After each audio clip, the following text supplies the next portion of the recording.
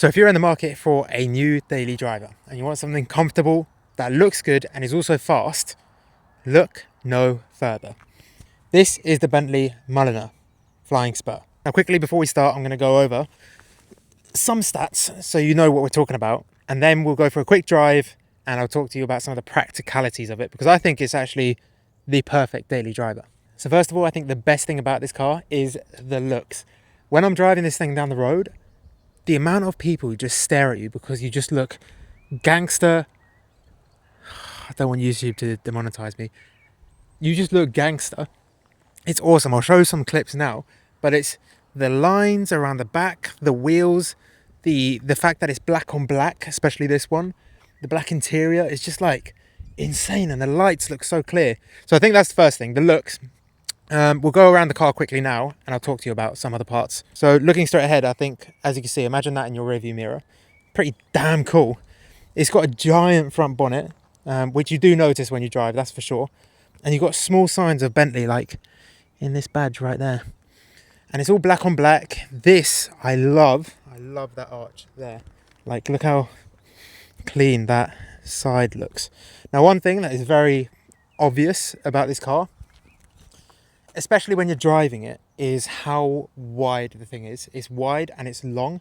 Now the back of the car also looks quite cool. I think something cool about this car is it's 2014. Now I'll be honest, most Bentleys I see that are 2014 look outdated, but somehow this one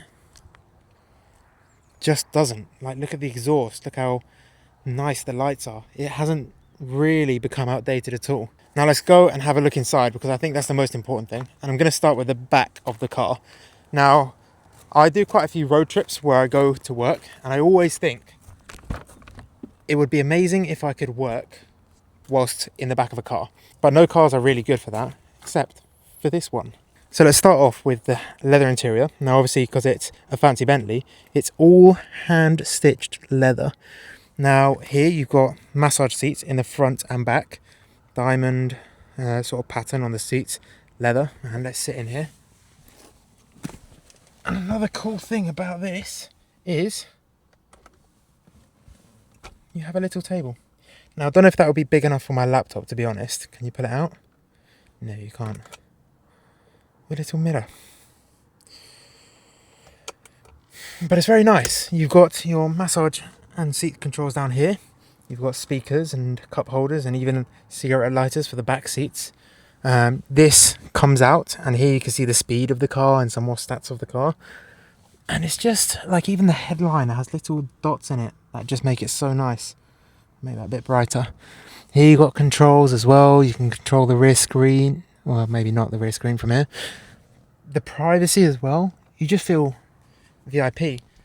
Sitting in here, the seats are actually really comfortable. Like, I could be in here for hours and hours, which is nice. A lot of headroom. Now this is the ultimate family car, I think.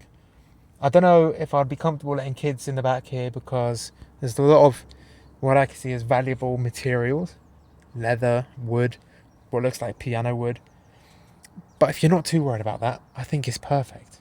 So let's sit in the front now and see what the front is about, because that's where I think the true beauty of this car comes alive. All right, something you can notice about this car pretty immediately is just the quality of everything. Like, look, soft door close, right? Soft. Everything is just solid and just feels quality. Even the key. It's just a solid bit of metal that feels heavy. Okay, so let's start it up and let's go for a quick drive, if I can start it up. The steering wheel lowering down to just say, hello, Alistair. It's just wonderful. So I'm going to start off by talking about a few of the bad things about this car. Get them out of the way. So one thing that I mentioned before that I think is quite important to mention about this car is it is quite big. When you're in a village, it's like, in a normal car, if you see something big come towards you, it's like, ooh. Whereas in this, it's mild panic. You have to make sure you stop before, or like, you're super aware of the size of the car, because it's just massive. Even in parking, I was parking up at my sister's work earlier to collect her, and I was fully in my parking space, and it went out about halfway into the open road in front. So I had to move space because it's so long. So that's something to be aware of. Like, incredible daily, but if you need to go to normal places to park, then you may run into some troubles. Now, speed is an important thing for anyone who has an interesting life, anyone who likes to enjoy life. This thing has 620 horsepower, and you can feel it. Now, I've warmed it up, FYI, so that you don't come at me. And this is the speed. Let's go.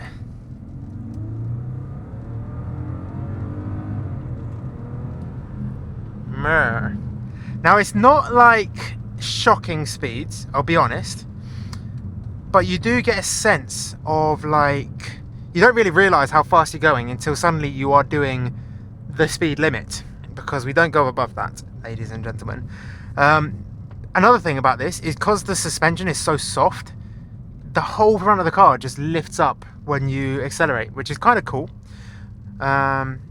But I'd expect, I'm assuming they do this on model cars, and probably this one as well, it does even out the suspension. But it is more than fast enough for any daily use you may need it for. Like that pulling out, if there was a car coming and I was like oh, that's a bit last minute, I'll be safe with this because it's just fast. It's just fast. Another thing that I don't like is because it's so quiet in here, which is probably a good thing. Once again, I'm complaining about something that's probably good. Because it's so quiet in here, when you have the massage chairs on, for example, like now, you can hear them. You can hear all the electronics in the car, which is not a problem you'd usually have in any other car, except for this one. Yeah, I can just feel it going up and down my back. Now, I'm trying to think of other things that I don't like about it, to be honest, and I can't really think of many things. One thing is the nose is very long, so when you try and pull out, it is just like you pull out and you're like, okay, I'm fine, I've pulled out of that road, but then the back of the car is still like 10 miles behind you, so you have to be aware of that. We're going through a village now, and I thought I'd do this to give you guys a visual representation of what I mean when the car is big, according to my face. Now, this is a typical English village, which means it's very narrow, but so far we're fine. You have to go around a few giveaway sections, and you just have to be careful of both sides. I'm using my mirrors to sort of measure up the road, because you can't really, because the bonnet is so long, you can't really pinpoint where the front of the car is. But you can pinpoint it roughly by looking in the mirror and seeing the line of your car compared to the lines of the road. And it's quite wide, to be honest. It is wide enough for me to have panicked once. Alright, now we're opening up onto a B road. I must be honest, this isn't a driver's car for like someone who wants to go around the twisties. But it's not even that bad. Like, it's okay. I wouldn't say it's like something I'd joyfully take onto twisty roads, but it can do them for sure, and the suspension adapts pretty damn well. So I'm driving around a twisty road now. Yeah, it's alright. Now, one thing I keep on noticing about this car is it's very fast, but you don't really notice it. So you tend to speed up and then realise, oh, I'm getting a bit closer to the car in front, and you have to slow down. And I think that's just because of the sound deadening, the fact that it's so smooth, that you don't really notice speed. Like a few days ago, I was in a Lamborghini Gallardo, and that thing, the shifts, whereas this, if you're not like hammering it, you don't even notice the gear shifts happening. It just happens in the distance. A rumor of a gear shift happens. I can't even pinpoint when it's shifting. It's just happening, which is great. It's smooth, and I think that's one of the reasons that makes you think it's so like in control and calm, when in reality you're doing stupid speeds. So you do have to keep your eyes peeled for that and be knowledgeable of it, because it can catch you off guard. Oh, I'm going down a very skinny road now.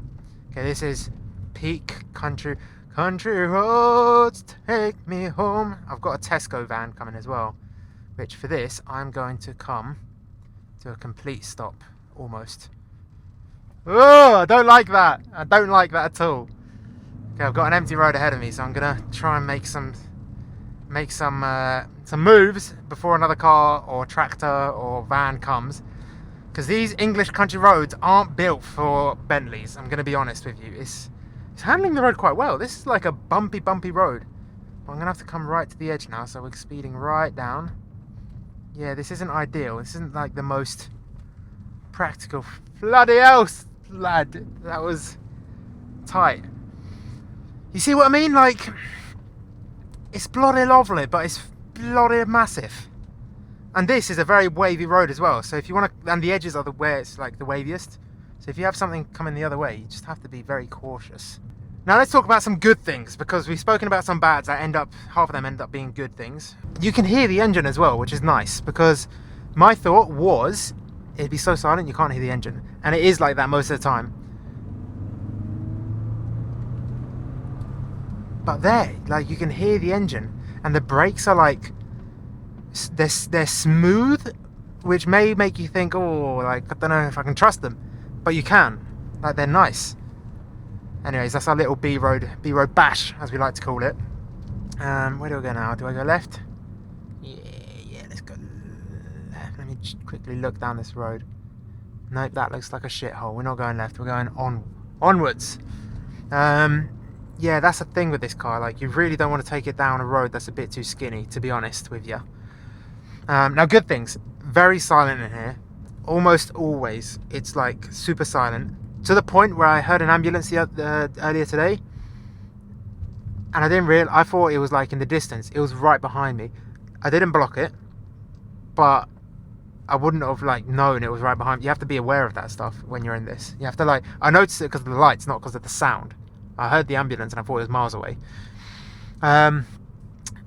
So it's just lovely and silent. Another thing is just the small like details you constantly catch, like these vents for like the opening and closing these vents. Just this little like engraved aluminium. I don't know if it is a. Oh, boss! Okay, we're safe. The bus got out of the way for me. I did panic there. I did panic. You may have noticed that. This is a splendid English village, this. It looks incredible. Yeah, this Bentley would fit right in this village. Another thing you notice, a great thing about this car, really good thing, is the respect you get. So, in some of the other cars I've driven, let's say... What other cool cars have I driven? I've driven an Aston Martin DB11, and to be fair, that gets quite a lot of respect. But in some of the other like faster cars you get, bloody hell, that's tight. In some of the other faster cars I've driven, there's zero respect. You are treated like an absolute slag. Oh, we've approached a dead end and a farm. Well, we're gonna have to test the turning radius. Put it in reverse. Is that reverse? Yeah.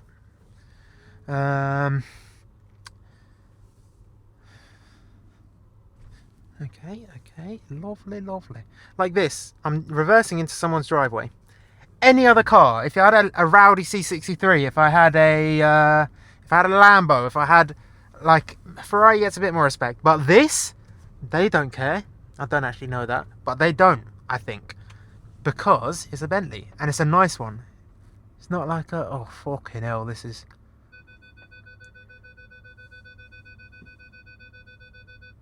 Yeah, when stuff is on your left, you just have no idea how close it is to the car because it's so far away from you.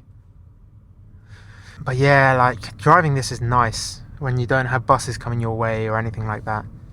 Now this is just, in an English village, I feel so proud of Britain when I'm in this thing.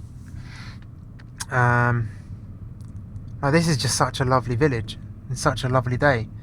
And I just know that any gentleman who sees me in this car is going to be like, lovely. So that's another positive. People just respect this car a lot by default. It's not like a dickhead car, it's a gentleman's car.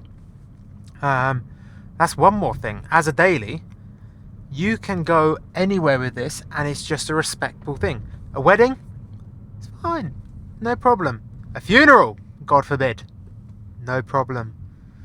If you want to just go on a weekend trip with your family, even better because it's just comfortable and no one's died.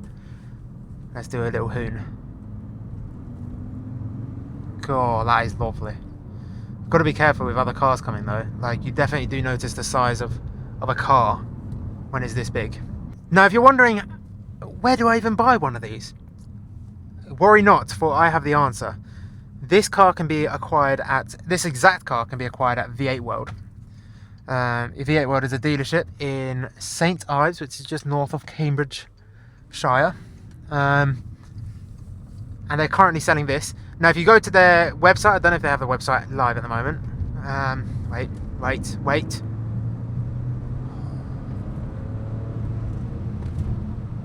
Oh, wavy road. Not a problem for the Bentley though. Yeah. So if you want to get this car, it's for sale at V8 World. If you go there and it's not actively for sale, it's not there, probably because it's sold. But you can actually look at their website or find V8 World on Auto Trader, and you'll find a ton of cool cars. M5s, Lambos, Audi R8s. There's a lot of cool cars, so check them out. And also thank you to them for lending me a W12 620 horsepower Bentley. Now, we do something in this show where we rate the cars that we review. This is actually me making this up on the spot because I thought it's a great idea. Interior, I can't really complain, to be honest. It's a 2014 car, and the only thing that looks mildly outdated is this screen. Everything else is just fine. So interior, I'd give it a solid 9 out of 10. Exterior, once again, 2014. It's an old car now. It's almost 12 years old. It is 12 years old. The exterior looks splendid. So I'll give the exterior an 8 out of 10. Practicality. This one is where it gets a bit funny, because it is a practical car until you get to the size of it. If you take away the size, it would be like fairly high up. Oh. I'm not going to risk this. Come on then.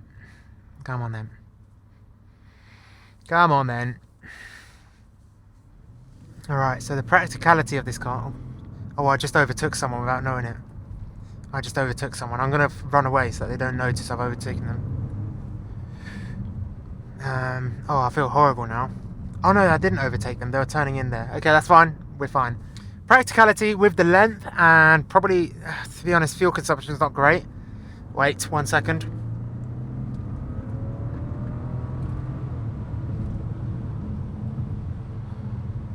It's just like I can talk normally and you can hear me. Any other car that is on this level with this power, you wouldn't hear me at all. So practicality, I'm going to give it a 4 out of 10, to be honest. So maybe it's not the best daily, but you can fit a ton of people in it. You can do a long road trip. It's just the English small villages where it all falls apart. I wouldn't want this car in London as well. But anywhere else around the world, maybe even America. In America, this would be great because everything's giant. And along with this car as well. But I'm going to be honest, for UK, let's not say 4, because it is like everything else apart from the fact that it's giant is very good. And the fuel consumption. So let's say 5 for practicality. And I can't think of anything else to rate, to be honest, so I'm just going to do a lefty and fuck off back home. So, question, would I own this car?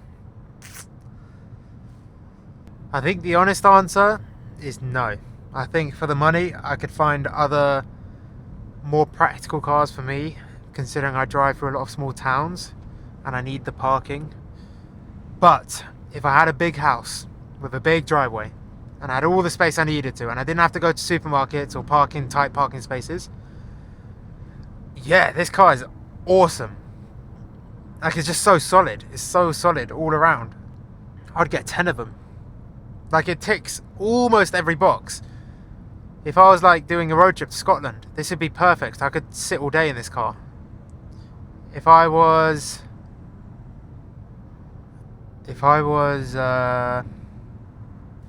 doing some B-road drives, it wouldn't be that bad, to be honest, apart from the fact that it's massive.